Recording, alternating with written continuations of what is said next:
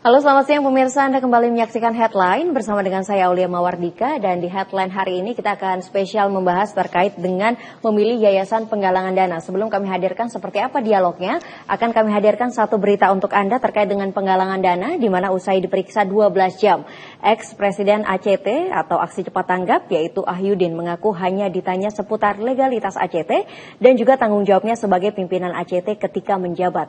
Ahyudin mengaku pemeriksaan akan dilanjutkan pada Senin pekan depan.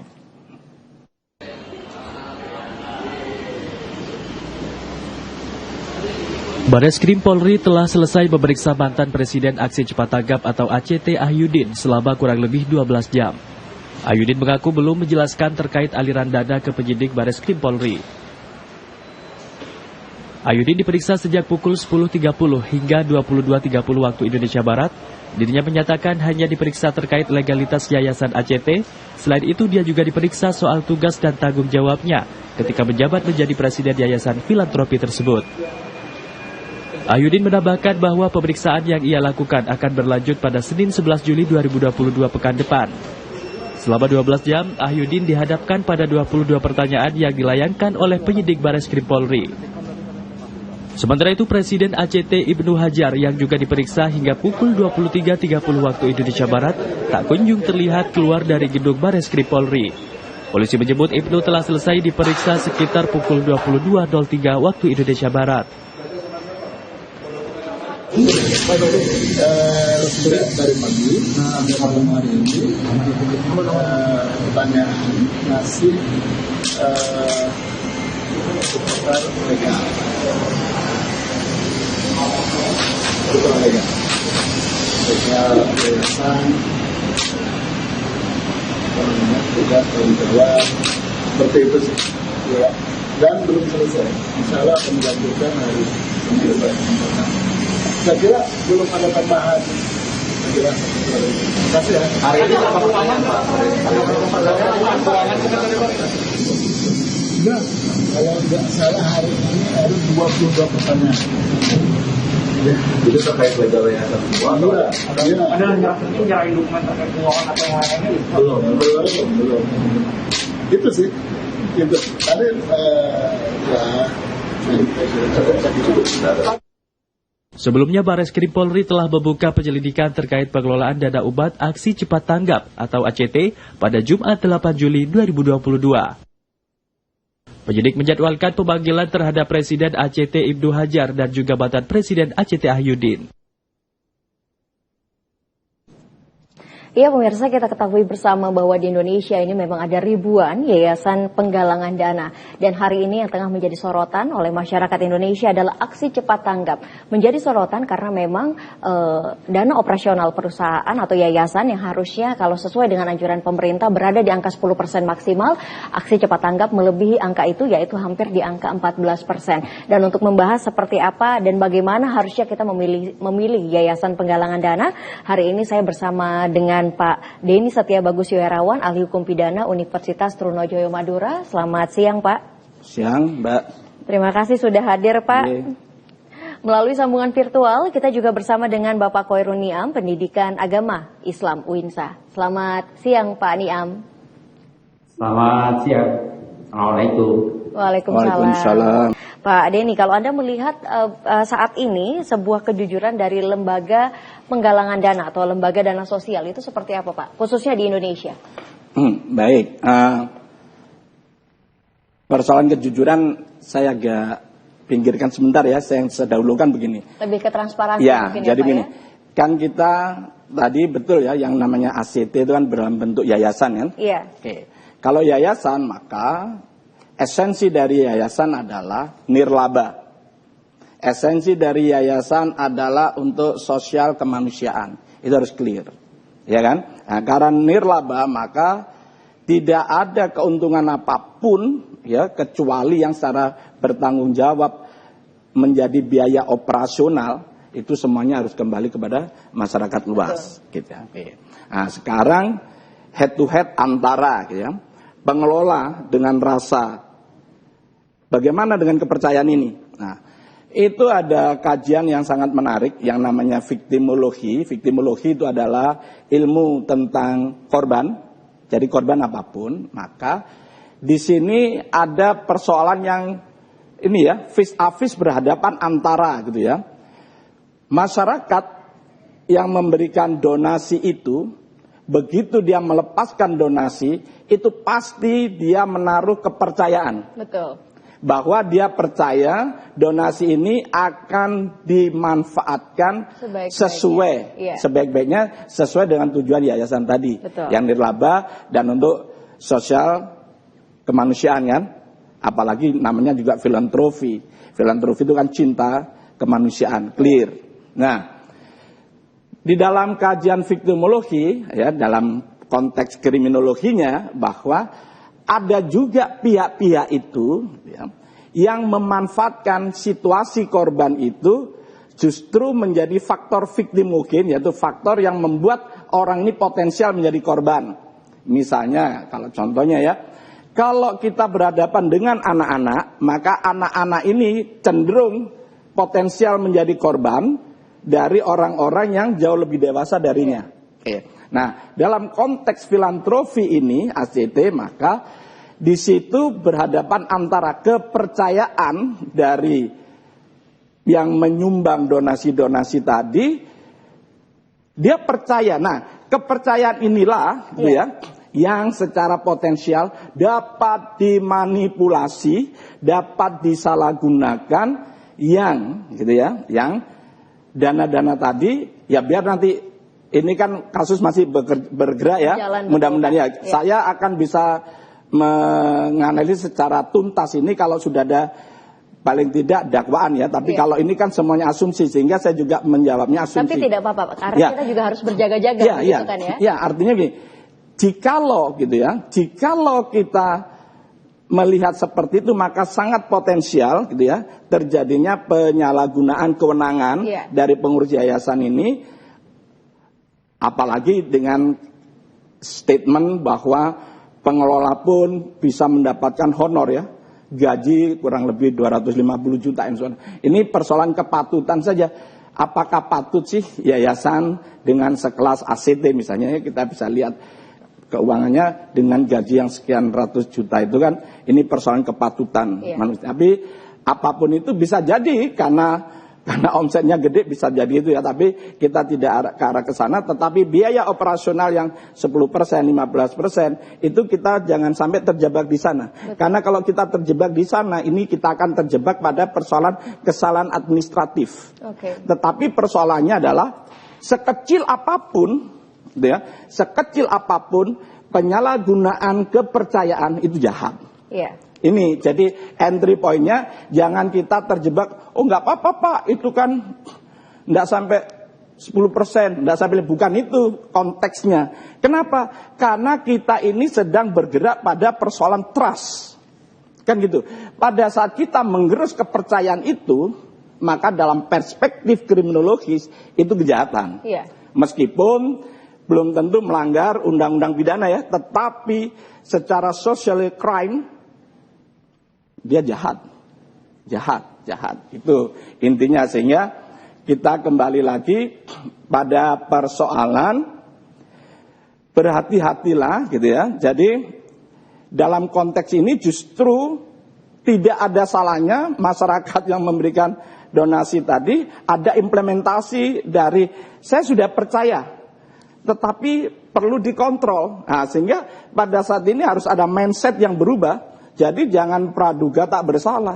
Ya praduga bersalah nih untuk pengelolanya. Sampai terbukti dia tidak bersalah. Sebab kalau kita sudah pasrah begitu saja, pasrah bongkoan. Nah, istilah pasrah bongkoan itulah yang sangat mudah dimanipulatif untuk menjadi penyelewengan penggunaan dana-dana yang kita nggak tahu juga dari mana.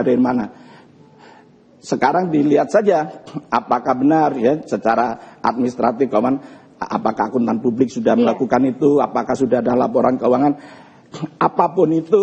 Kalau bagi saya yang orang hukum pidana, selama itu ada penyelewengan, maka kita anggap gugur seluruh detail administratif tadi harus dianggap juga sampah. Harus tidak dipercaya juga sampai dibuktikan bahwa betul-betul dia tidak bersalah dengan cara sudah sepatutnya mereka menyalurkan sumbangan-sumbangan yang sudah diperoleh menurut peruntukannya. Kalau enggak kita harus tidak percaya, terlebih dahulu harus tidak percaya. Memang saat ini yang menjadi masalah itu kadang-kadang masyarakat Indonesia ketika sudah memilih untuk menyumbangkan sebagian rizkinya begitu, sebagian uangnya lepas tangan karena yang ada di mindsetnya adalah mungkin seperti ini Pak, niatnya saya nyumbang, terserah yang penting saya nyumbang, niatnya seperti itu Pak. Itu yang akhirnya menjadi celah yayasan-yayasan penggalangan dana yang mungkin mereka menyelewengkan uang ini, mungkin uang ini tidak digunakan sesuai dengan peruntukannya. Pak Denny, kalau memang terjadi penyelewengan, kategori pidana seperti apa yang mungkin akan dikenakan begitu? Karena kalau tadi mendengarkan apa yang disampaikan oleh mantan presiden dari ACT, bahwa yang diperiksa sampai hari ini adalah terkait dengan legalitas. Tidak mungkin kami juga belum tahu apakah ada transparansi dana untuk para penerimanya itu seperti apa. Baik, jadi begini, saya sekilas menukil apa yang disampaikan Pak Niam tadi.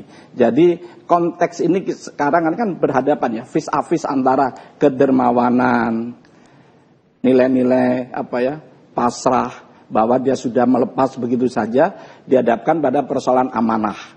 Nah, kalau ini gayung bersambut tidak ada masalah. Persoalannya kan karena tidak gayung bersambut tadi maka muncul masalah kan gitu. Masalah. Nah, sebelum kepada persoalan-persoalan pasal jikalau itu nanti akan diterapkan, maka secara kriminologis begini Mbak Ulia, bahwa ada juga orang yang melakukan kejahatan gitu ya, bukan karena dia miskin, jadi kan biasanya teorinya kan teori-teori ekonomi itu tekanan ekonomi, enggak. Kadang-kadang pelaku itu melakukan kejahatan itu justru dengan faktor atau kausa yang namanya moral insensibilities. Jadi ketidakpekaan moral sehingga apa yang dia lakukan adalah moral hasad.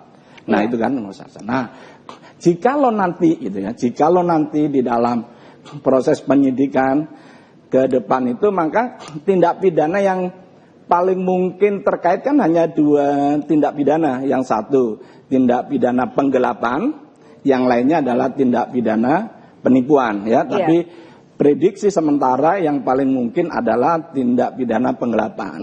Jadi konstruksi tindak penggelapan itu begini. Pengelola ini mendapatkan barang bergerak, tidak bergerak, itu bukan karena tindak pidana, bukan kejahatan, tapi karena alas hak yang sah. Tetapi pada saat dia sudah menguasai itu, barang bergerak maupun tidak bergerak, muncul niat jahat untuk memiliki. Itu namanya penggelapan. Kan beda dengan pencurian. Kalau pencurian tadi adalah untuk memiliki barang bergerak tak bergerak ini tadi, itu sudah ada niat jahat untuk dimiliki. Sudah direncanakan. Sudah ada niatan untuk memiliki. Tapi kalau penggelapan kan tidak. Dia di bawah kekuasaan besiter itu di dalam kekuasaan orang itu, dia bukan karena kejahatan.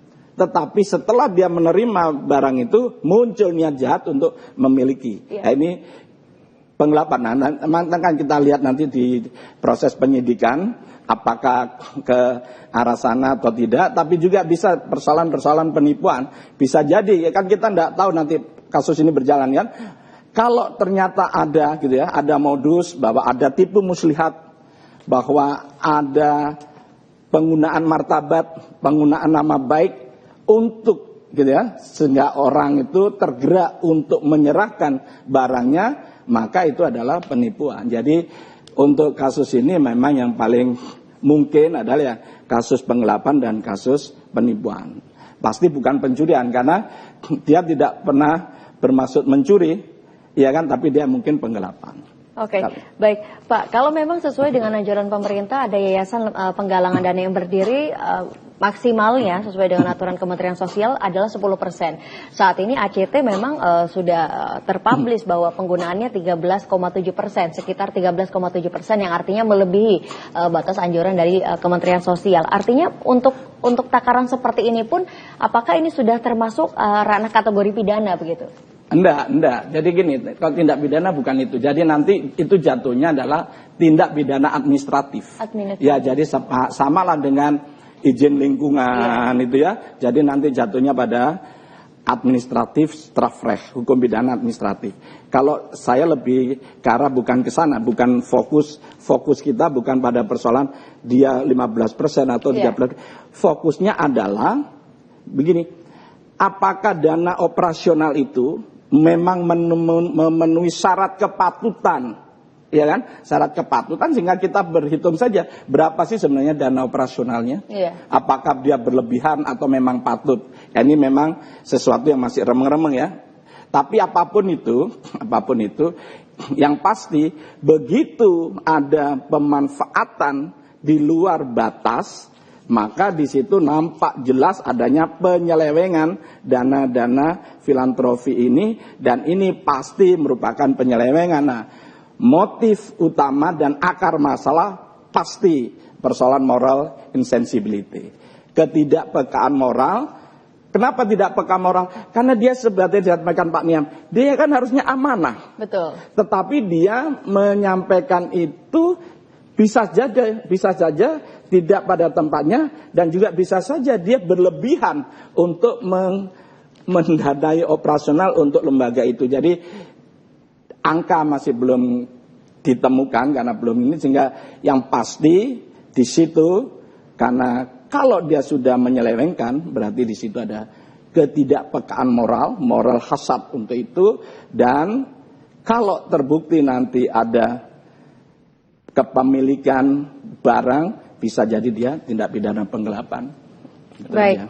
Baik, Pak Denny melihat penyelewengan yang terjadi begitu. Dari kacamata hukum harusnya boleh tidak Pak sebenarnya dana ini? Karena masyarakat Indonesia ini cukup doyan sodako Pak. Kita melihat kalau misalkan nyumbang gitu angkanya nggak main-main. Kadang-kadang cukup besar. Apakah boleh nih Pak dananya balik begitu? Baik, jadi begini, ada dua hal yang saya sampaikan dulu ya, prinsip. Jadi pembelajaran untuk kita semua ya. Jadi ada prinsip hukum umum, the general principle of law itu mengatakan begini.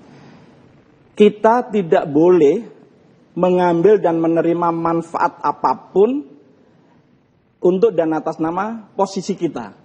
Paham ya? Itu pertama.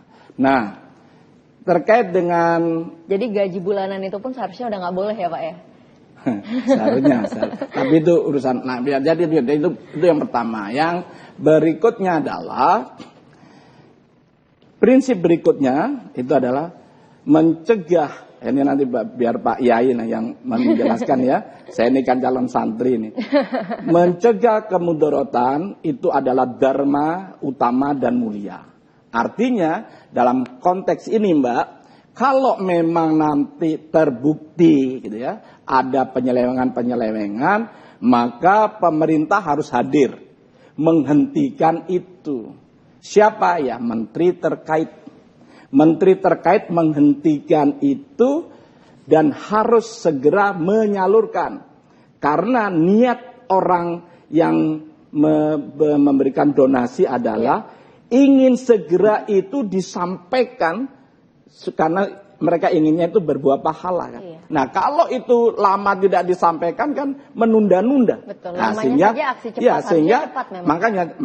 maka yang ingin saya sampaikan, apapun konstruksi hukumnya, pemerintah harus hadir dan menghentikan itu semua dan segera menyalurkan, gitu ya, menyalurkan dana-dana itu di sana.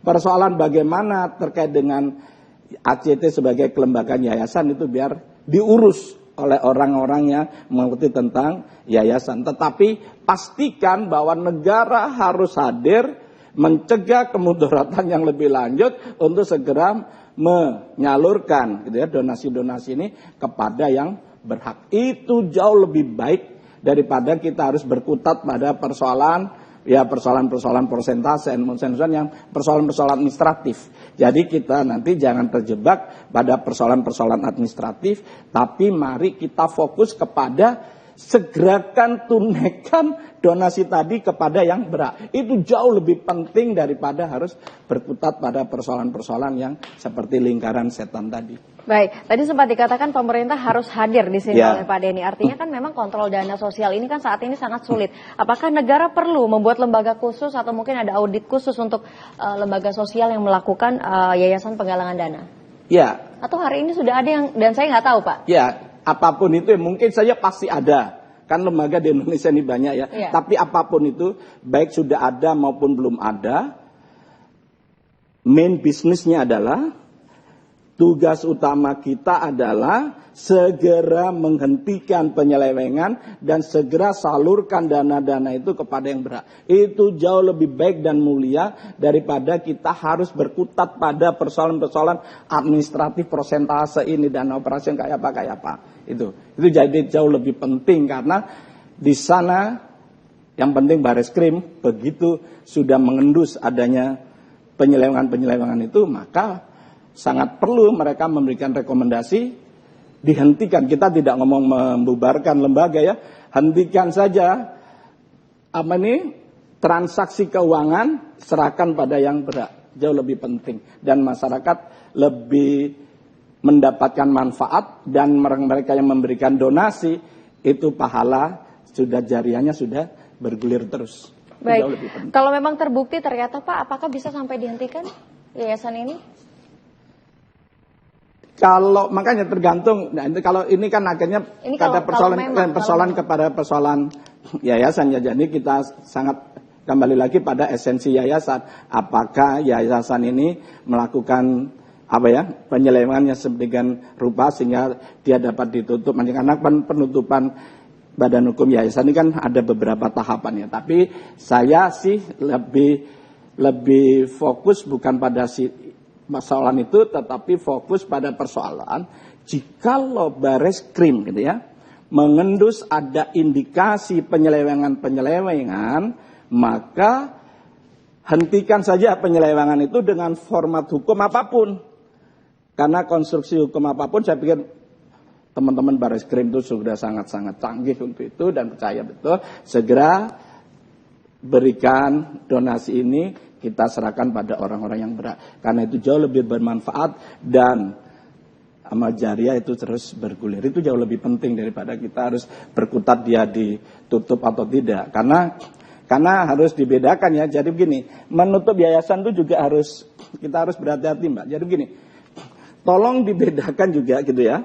Kesalahan pribadi dengan kesalahan kolegial. Yeah. Kesalahan individual dengan kesalahan lembaga. Selama lembaga itu tidak melakukan kesalahan secara hukum, maka dia tidak dapat dibubarkan. Tapi yang kita bisa lakukan adalah orang-orang yang dapat dimintai pertanggungjawaban pidana jika ada unsur-unsur dia tindak pidana di sana. Jadi tidak serta-merta yayasan bisa tidak. Karena di situ, karena bagi saya prinsipnya selama itu tidak ada kejahatan kelembagaan, ya kelembagaannya nggak bisa duduk-duduk dong. Iya. Nah, itulah sehingga presiden pengurus itu yang bisa dikenai pertanggungjawaban pidana. Karena apa? Karena konstruksi hukum pidana kita itu sifatnya individual. Jadi hukum pidana itu hanya ditujukan kepada orang per orang, bukan lembaga, sehingga persoalan kejahatan korporasi pun kan sangat sulit diimplementasikan. Sehingga bagi saya, kalau mau agak lebih panjang uraiannya, justru kejahatan korporasi semacam itu bukan kejahatan korporasi, tapi sebenarnya kejahatan dari otak-otak yang ada di dalam korporasi itu untuk mengerus, untuk melakukan kejahatan, tapi mengatasnamakan lembaga. Kasihan. Iya. Jadi sebenarnya itu urusan orang per orang, karena di sana ada moral hazard. Baik, Pak Denny, penutup Pak, mungkin ada yang ingin ditambahkan Pak, bagaimana kita sebagai masyarakat Indonesia lebih cerdas begitu memilih yayasan penggalangan dana? Oke, saya sepakat dengan Pak Niam tadi ya, membutuhkan kecerdasan dan itu kan butuh waktu Pak Niam, cerdas itu memang butuh waktu. Kalau saya pribadi, yang saya alami ya, saya nggak cerita pada orang lain, kalau saya lebih baik gitu, diri kita masing-masing, anak istri kita masing-masing itu adalah penyalur yang handal. Dan itu pasti kredibel dan pasti terpercaya. Artinya apa? Ya kita cari orang di lingkungan sekitar kita yang memang sangat patut dan layak untuk mendapatkan suatu donasi apapun namanya, infak, sodako, bla bla bla bla. Ya kita langsung pada yang bersangkutan. Dan itu yang saya lakukan. Sehingga saya lebih merasa aman dan nyaman karena sudah yang bersangkutan, dan kita bisa menyasar lebih nyaman karena bagaimana orang yang mendapatkan sesuatu walaupun tidak banyak itu dari tetangga-tetangga kita yang kita kenal, sampai mereka berucap terima kasih sampai munduk-munduk itu kan kebahagiaan tersendiri walaupun kita tidak inginnya seperti itu, sehingga kita gabungkan saja. Ada kelegaan ya, hati tersendiri cara cerdas, begitu ya Pak ya? Cara cerdas biar yang tadi dipilih Pak Niam, saya memilih kita masing-masing pribadi adalah penyalur donasi yang paling terpercaya. Dan itu pasti langsung asas manfaat itu langsung kepada yang bersangkutan ya membutuhkan. Jadi itu jauh lebih baik daripada Pak Niam itu berpikir itu saluran itu nyampe nggak ya?